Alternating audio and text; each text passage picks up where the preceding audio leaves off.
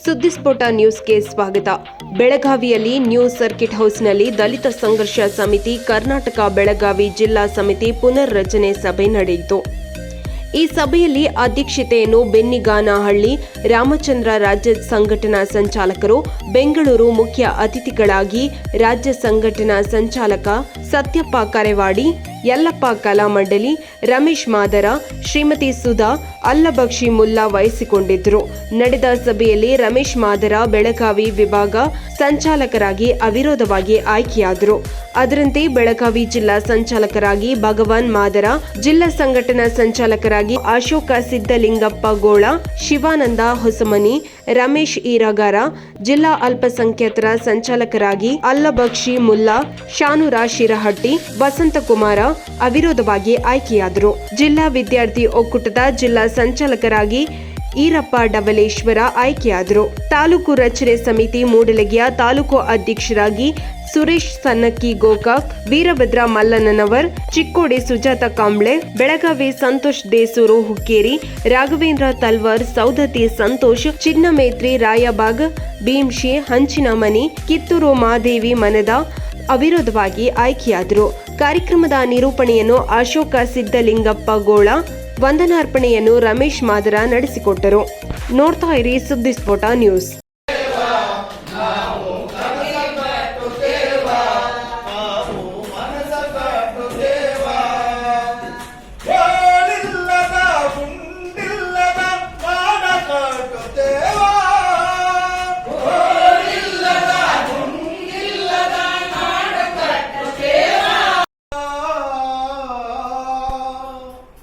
ಬರೆದು ಕೊಟ್ಟು ಹೋದದ್ದು ಕತೆ ಕಲ್ಪನೆಗಳ ಒಂದು ಪುಸ್ತಕವಲ್ಲ.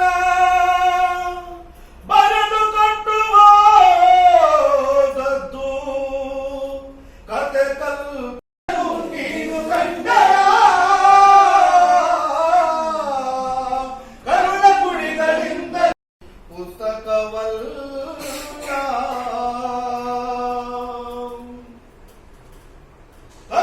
ಕುಡಿಗಳಿಂದಲೇ ಕೊಲೆಯಾಗುತ್ತಿರುವೆಯ ಓ ಇಂಡಿಯಾ, ತಗಲ್ಬಾರಿದಾಗ ಕಲ್ಲಾಡಿಗಳನ್ನು ನೀನು ಕಂಡೆಯ.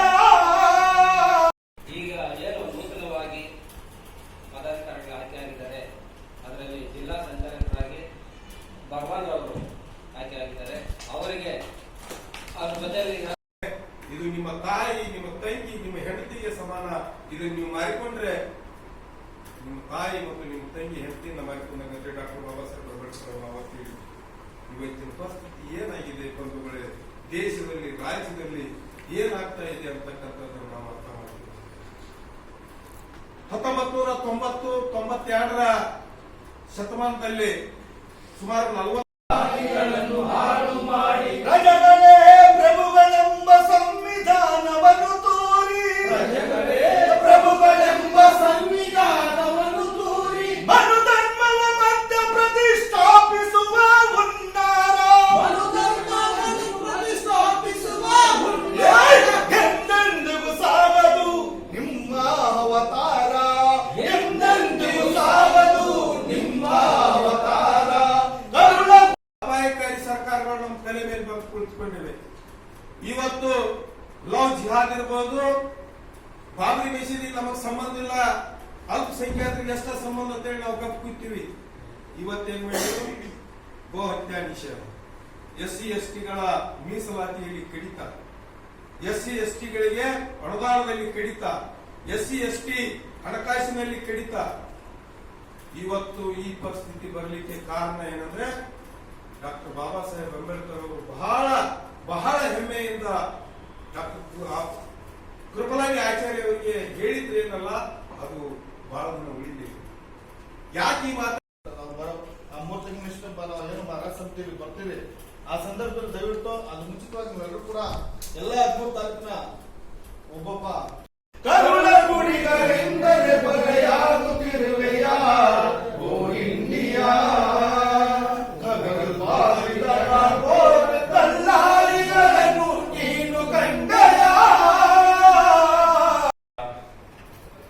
ಅವರಿದ್ದಾರೆ, ಅವ್ರ ಶಾಸಕರಿದ್ದಾಗ ಎಲ್ಲರನ್ನು ಬಾಂಗ್ಲಾದೇಶದಿಂದ ಬಂದಂತವ್ರನ್ನ ಈ ಟೈಲ್ಸ್ ಜೋಡ್ಸಕ್ ಬಂದವ್ರನ್ನ ಅಂತವ್ರಿಂದ ನೀವು ಆಯ್ಕೆ ಮಾಡಿದ್ರೆ ಅಂತ ಕೇಳ್ಕೊಟ್ಟು ಸರಿಯಾಗಿ ಸುರೇಶ್ ಅಂಗಡಿ ಇದ್ದಾಗ ಅದನ್ನ ಮರು ಪರಿಶೀಲನೆ ಮಾಡಿ ಅದನ್ನ ತನಿಖೆ ಮಾಡಿದ್ರು ಅನುಕೂಲ ಬಂದ್ರೆ ಮತ್ತು ಇಲ್ಲಿ ಕಂಡಿದ್ದಾಗೆಲ್ಲ ಡಿಪ್ಲಸ್ ಇವಾಗ ಅಪಾಯಿಂಟ್ಮೆಂಟ್ ಕಟ್ಟಿ ಅವ್ರಿಗೆ ಕೊಡ್ತಾರೆ. ಅಲ್ಲಿ ಸರ್ವೆ ಸರಿಯಾಗಿ ಆಗಿಲ್ರಿ.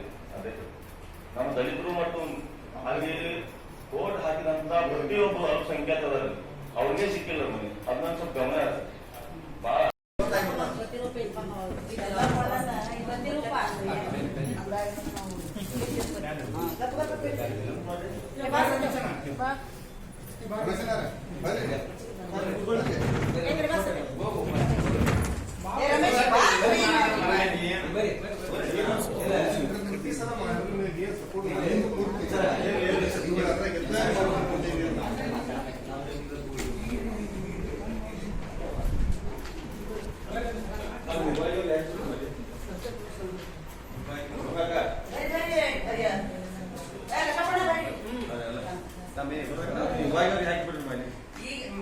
ಈಗ ಸದ್ಯ ಆಯ್ಕೆ ಆದಂತ ರಮೇಶ್ ಮಾದೇವ್ ಅವರಿಗೆ ವಿಭಾಗಿ ಸಂಚಾಲಕ ಆಗ್ಯಾರ ಅಂತ ಹೇಳಿ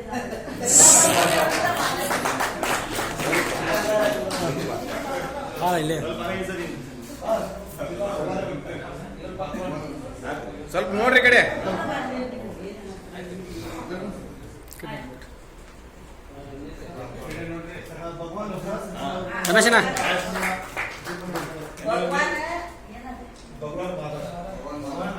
ಭಗವಾನ್ ಮಾಧವ್ ಇವರಿಗೆ ಇವತ್ತಿನ ನಮ್ಮ ಬೆಳಗಾವಿ ಜಿಲ್ಲೆಯ ಅಧ್ಯಕ್ಷರಾಗ್ಯಾರಂತ ಹೊಸ ಆಯ್ಕೆ ಆಗ್ಯಾರ ಅಂತ ಹೇಳಿ ಅವರು ಮಹಾಲಕ್ಷ್ಮಿ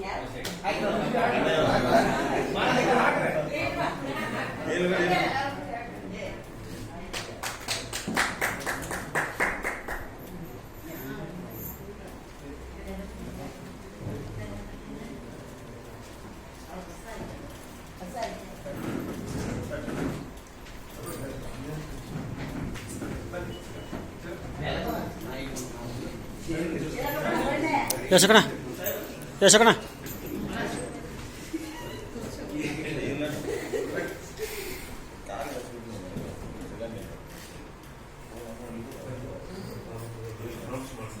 ಭಗವಾನ್ ಬುದ್ಧರು ನೀಡತಕ್ಕಂಥ ಇದನ್ನ ಬಾಬಾ ಸಾಹೇಬರು ನಮ್ಮ ಜೀವನದಲ್ಲಿ ಸಕ್ರಿಯವಾಗಿ ಅದನ್ನ ಪಾಲನೆ ಮಾಡಿದ್ರಿಂದ ಬಾಬಾ ಸಾಹೇಬರು ಇಷ್ಟು ಎತ್ತರಕ್ಕೆ ಬೆಳೆದಿದ್ದಾರೆ. ಹಾಗಾಗಿ ನಾವು ಅವರ ಮಾರ್ಗದರ್ಶನದಲ್ಲಿ ಹೋಗ್ಬೇಕಾಗುತ್ತೆ.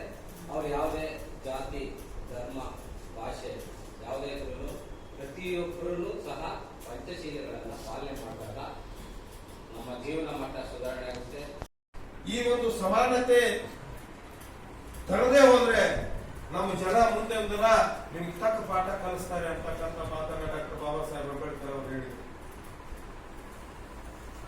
ಆಚಾರ್ಯ ಕೃಪಲಾನಿ ಹೇಳಿದ್ರು, ಡಾಕ್ಟರ್ ಬಾಬಾ ಸಾಹೇಬ್ ಅಂಬೇಡ್ಕರ್ ಅವರೇ, ನೀವು ಬಹಳ ಸಂತೋಷದಲ್ಲಿದ್ದೀರಿ, ಆದ್ರೆ ನಿಮ್ಮ ಜನ ಬಡವರು,